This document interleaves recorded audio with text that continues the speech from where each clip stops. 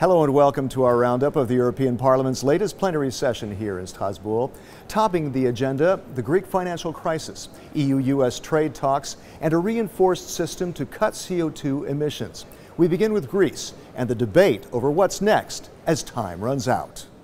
The crisis in Greece deepened when voters there rejected a package of reforms in exchange for another international bailout. While the country teetered on bankruptcy, political leaders sought to find a way out of the crisis.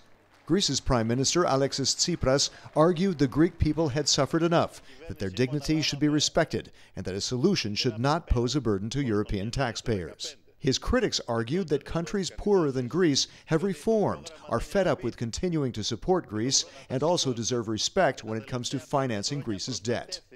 Wenn wir über einen Schuldenschnitt sprechen, dann bitte lügen Sie die Menschen nicht an. Den Schuldenschnitt werden nicht fremde Finanzinstitute, Banken, irgendwelche Finanzmärkte bezahlen. Nein, den Schuldenschnitt wird Portugal mit 3,5 Milliarden Euro bezahlen und Spanien mit 24 Milliarden Euro. Es wird der Landwirt in Portugal sein, es wird die Krankenschwester in der Slowakei sein und es wird der Beamte in Helsinki sein, der ihre Schuldenlast zu bezahlen hat. Insofern würde ich auch bitten, diese Würde zu sehen, dieser Menschen. And the EPP Group chairman said populist parties who seek an end to the euro and the EU would not find a solution for Greece. Würde gehört nämlich auch dazu die Frage, mit welchen Freunden umgibt man sich. Und ich brauche bloß ins Plenum schauen. Links und rechts applaudiert gemeinsam. Die Extremisten Europas sind zusammen. Le Pen, Strache, UKIP ist gemeinsam.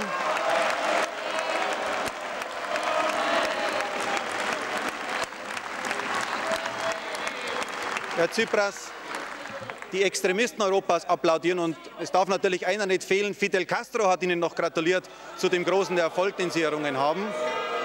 Sie umgeben sich mit falschen Freunden.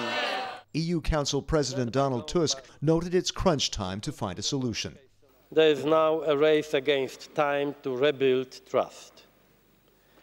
I will not discuss the rights and the wrongs of the Greek referendum.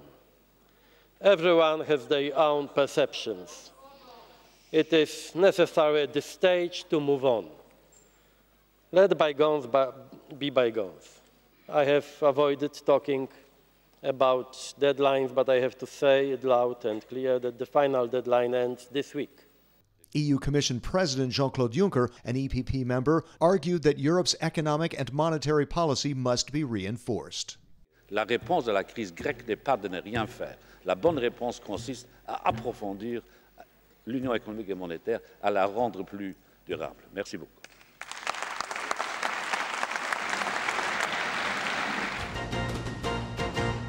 Another divisive issue in the Parliament, trade talks with the United States that could boost Europe's economy. After last month's failed attempt to pass a motion in support of the process, success this time. The sticking point was simply removed to give more time to find a solution. The Parliament finally approved its latest recommendations for talks toward a transatlantic trade and investment partnership agreement, or TTIP. During last month's plenary, the vote was postponed after members of the Socialists and Democrats group withdrew their support and proposed new amendments. At issue is how to revise a so-called Investor-State Dispute Settlement, or ISDS. It would allow investors to settle their claims against foreign governments through arbitration instead of courts, a common practice among many countries. That would encourage greater foreign investment by ensuring better investor protection. The EPP had called for a revised ISDS system in April, which is now to be proposed by this fall. Daniel Kaspari is the EPP Group's spokesman on international trade. I think it is a good day for the European Union and for our relationship with the United States, because some 2 years after the start of the negotiations, we again back those negotiations and we continue clearly drawing the lines, what is important for us, what has to be included in the agreement, what must not be included.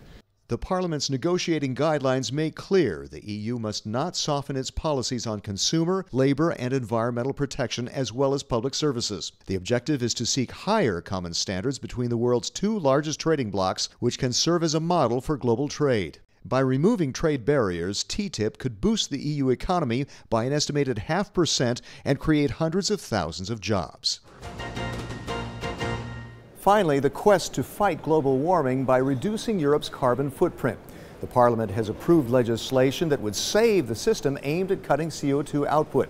It's a key step ahead of a climate summit in Paris in December. The emissions trading system requires CO2 emitters to buy carbon credits, establishing a price on carbon and forcing industries to get greener. With a surplus of credits on the market, the price was too low. That's why the Parliament has approved a Market Stability Reserve, or MSR, to regulate the amount of carbon credits on the market to stabilize the price. The EPP Group's Ivo Bellet is rapporteur of the legislation.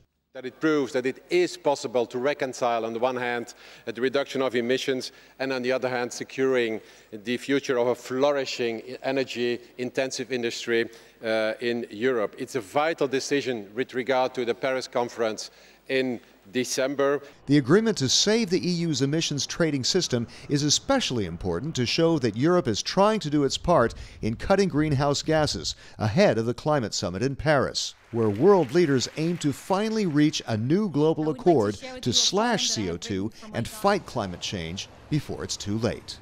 That's it for now from the Strasbourg session. See you next week in Brussels, and find out more about the activities of the largest political force in Parliament by checking eppgroup.eu. Until next time, thanks for watching.